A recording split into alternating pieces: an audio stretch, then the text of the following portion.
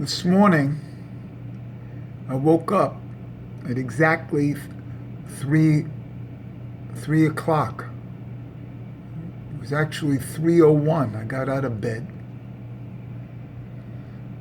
and I realized that's the dawn, and this is the most propitious time of day. There's different ways to calculate dawn. Aliyot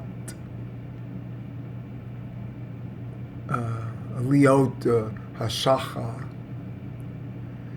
And I got up at the most severe moment of dawn when the sun is 90 degrees below the horizon. Then there's another way, which is 72 minutes as fixed, 72 clock minutes as fixed time below the horizon. But and so there's like two divisions here for me. But the most propitious time is this 90 minutes as degrees. And so there's two levels here. And this is what I'm trying to say, because in Hinduism there's two levels also. And the esoterics of all these religions are very similar. But to tell you the truth, at this stage I'm interested in the Jewish esoterics for me, because it's too much. And if you're going to observe them, you might as well observe according to your soul. And I'm going to express that in a moment about another thing. But so this time between now 3:01 and 4:13 is what I'm filming here now, a little bit of that within that time frame. And that's as the sun comes up on the horizon, as the light comes in. Remember, this is light now of the sun. So in a certain sense, it's the ore of the Ein Soph. In a certain sense, the sun is the Ein Soph. It's without stopping. Just because we don't see it, that doesn't mean the sun isn't still pulsing the same way. And so what we're experiencing right now is the Or Ein Soph. So remember that Or and Ein Soph have the same gematria. It's 207. And when you put the two of them together, you have Or and Ein Soph, that's 414. And 414 just so happens to be the Shema. Big word in the Shema, the first word of the first paragraph, Va'ahavta. This is the great word of Judaism. Va'ahavta et Adonai Elohecha b'kol levavcha. I've done some great gematria in b'kol levavcha, but b'kol in itself is 586 fully spelt out, which is the great number in Judaism for Yerushalayim, and for Shofar, and for Yesod, fully spelt out. So the real propitious time here is the first 72 minutes before the second 72 minutes. It seems to be divided into two from 3:01 till sunrise at 5:25 here today in New York. So the first 72 minutes is propitious, and it's the best time for meditation.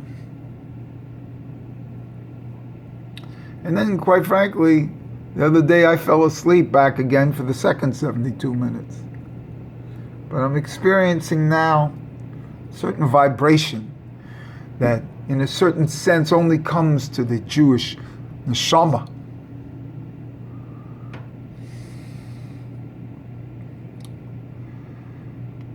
As I'm experiencing this, I was going to do a video on esoterics and how all the esoterics are the same in different religions. And I was going to experience that for you in Rod Lo, but uniquely in Rod Lo, it's a Jewish part of the higher than the neshama. It's actually the Yehida.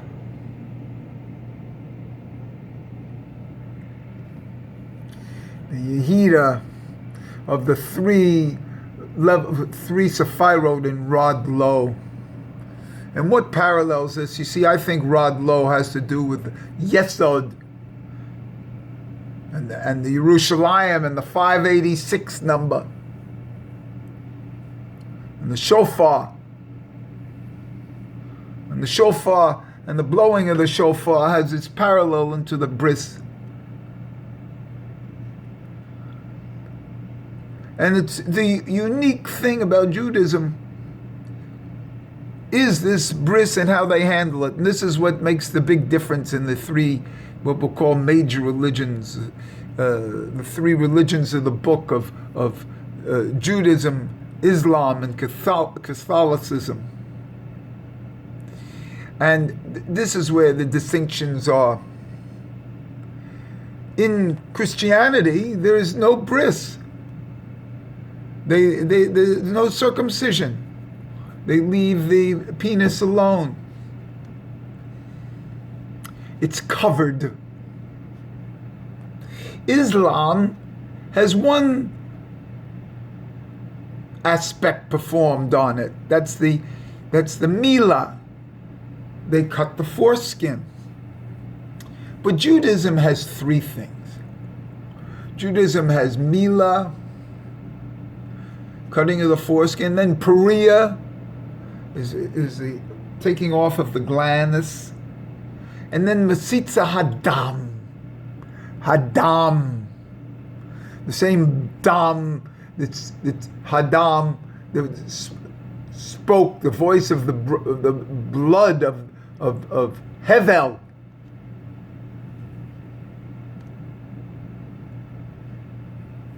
It was murdered from Cain, the voice of the blood. And people don't realize this, but the most important aspect of the bris is the sucking of the blood. It's the third aspect of the bris. And for me, these are the three Sephirot of Rod Lo. And the Keter of Rod Lo is Hadam. Hadam.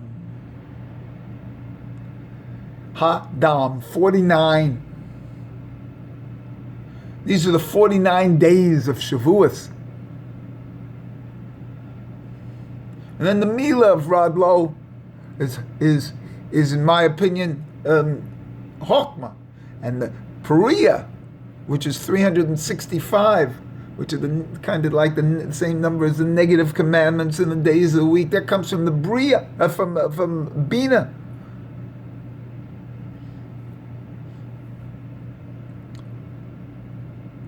Rod Lo. So these three aspects and the magic number 3 itself parallel.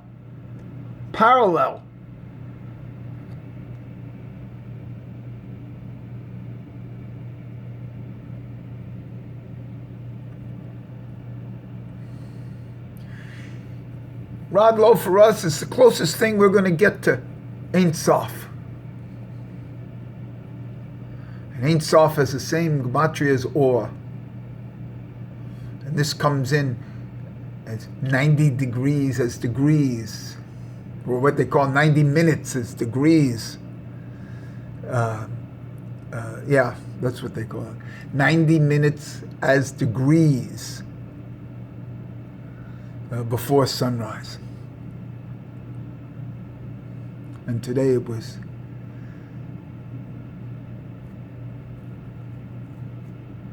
I have an excuse for making that first mistake because it's so early. But this is the beautiful energy that comes in. 90 minutes as degrees before sunrise.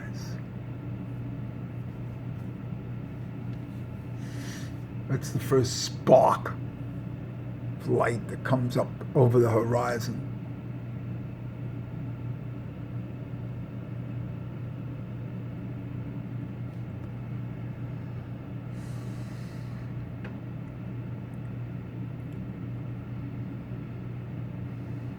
And this idea in Rod Locus, it all comes from, there's no doubt that Yesod in its full gematria is 586. And for me, this 586 is the magic number that parallels Raglo.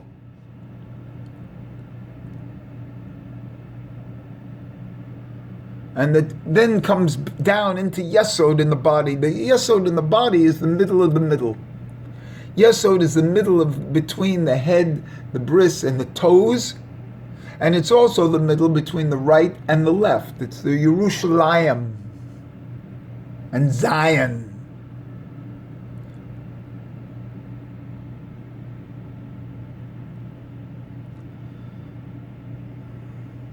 So it's experiencing this light.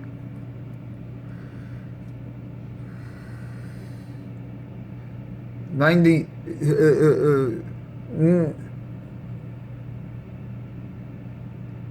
72 minutes as degrees, I think it's called. We'll leave it at that.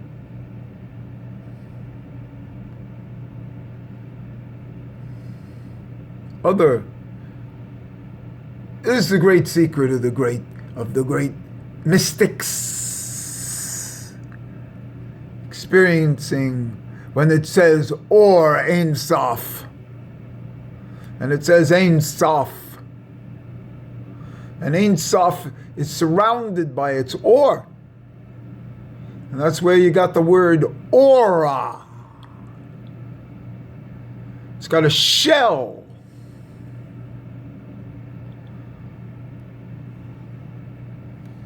So you can experience it. But the real thing here is the waking up at this hour and experiencing the energy. To me, this is the real Judaism that they write about. But unless you can physically experience it, you haven't gotten it yet.